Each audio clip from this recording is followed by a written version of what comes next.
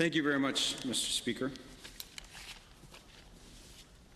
It's an honor to speak to second reading of Bill 205, the Pharmacy and Drug Pharmaceutical Equipment Control Amendment Act 2016.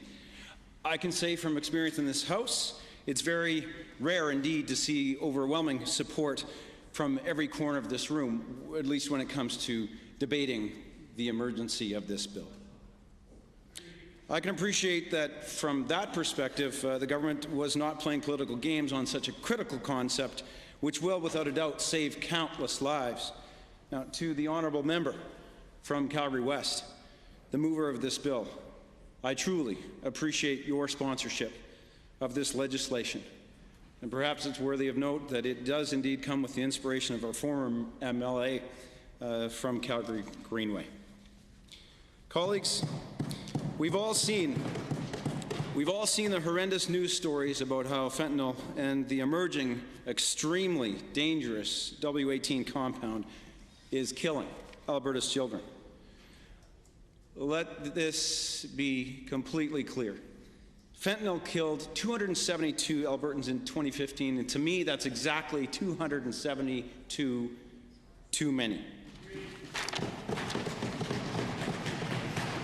The proposed legislation will make a quantifiable and real difference. It'll make it more difficult for drug makers and drug middlemen and drug dealers for those people to get those drugs into the hands of Albertans.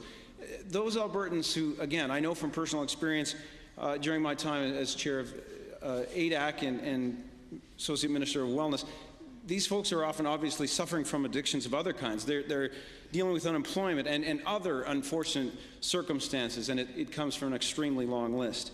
This bill will make it more challenging for Albertans who are simply seeking a recreational high to achieve that increasingly deadly goal. The measures this bill is proposing will make Alberta a national leader, and indeed, as has been said, that's the Alberta way.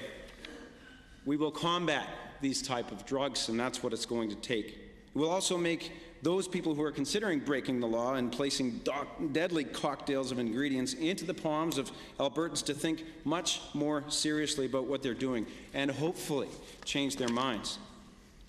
The honourable member has used the penalties from within the existing Pharmacy and Drug Act as a guideline for establishing penalties that match the seriousness of the crime of making fentanyl into something that can be ingested readily and easily.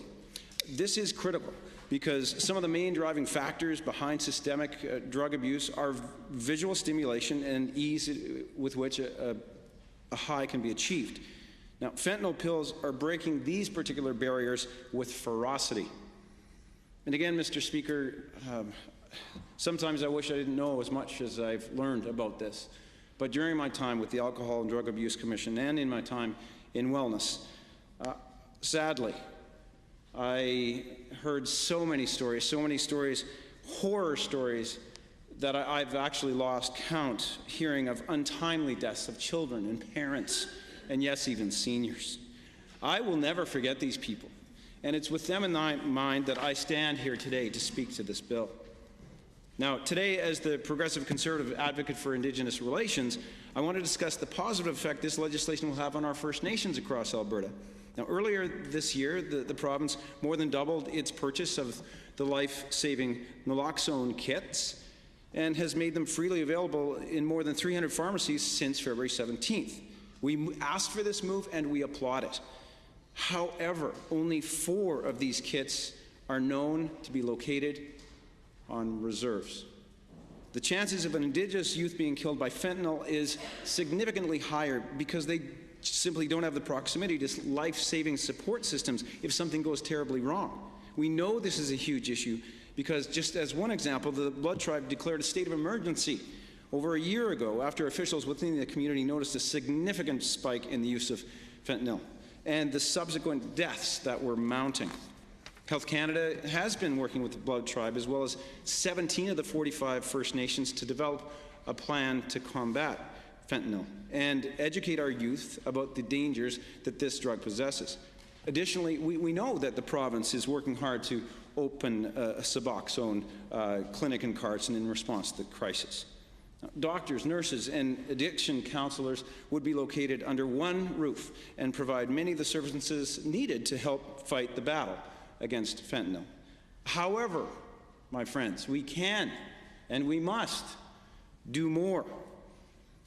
We can do our best to cut off the supply of street-grade fentanyl and other dangerous drugs like W18, which is marketed as counterfeit OxyContin or counterfeit heroin that ends up in the hands of Indigenous youth and other vulnerable people clear across the province. Regulating pill presses, as proposed in this bill, will mean that there will be decreased opportunities for local illegal drug makers to get their hands on the smaller, cheaper pill presses. It will also mean that the larger-scale illegal drug manufacturers in Alberta will not be able to legally acquire the industrial tablet presses that are able to compound, as we've heard, over 10,000 pills an hour. This will reduce drugs on our street. It will save lives.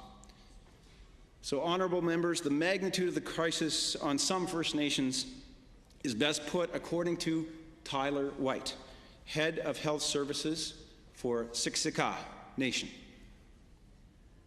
A failure to deal with the prescription opioid crisis of the past 2 decades has resulted in our present situation, where in some demographics, opioids are more pervasive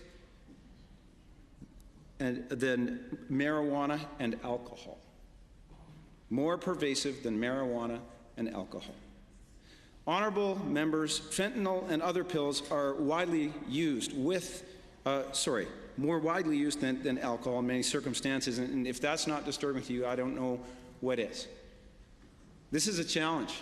This is the challenge that we're up against right now and can do something about.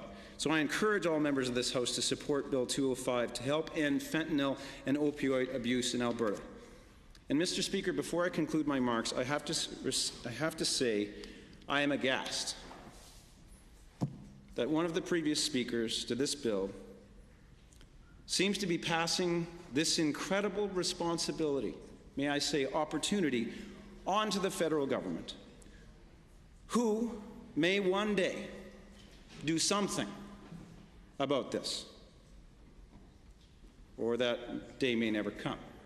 Let me remind all members, with great respect, that they're talking about the same government who is right now in the very middle of decriminalizing marijuana.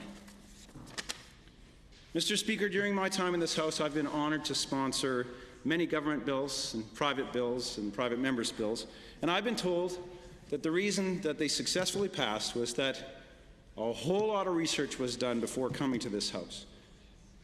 And I'll tell you, I take it as a humble source of pride that I championed many causes that went way beyond politics. And friends, I commend the honourable member from Calgary West for doing exactly that in this circumstance, and I trust that every member of this House will see this for what it is. Please, in the name of the hundreds of Albertans who have been killed by this curse, and all of those family and community members who mourn their deaths, and in the name of all future possible victims, I implore you, drop the party colors. Do the right thing and pass this bill quickly. Thank you, Mr. Speaker.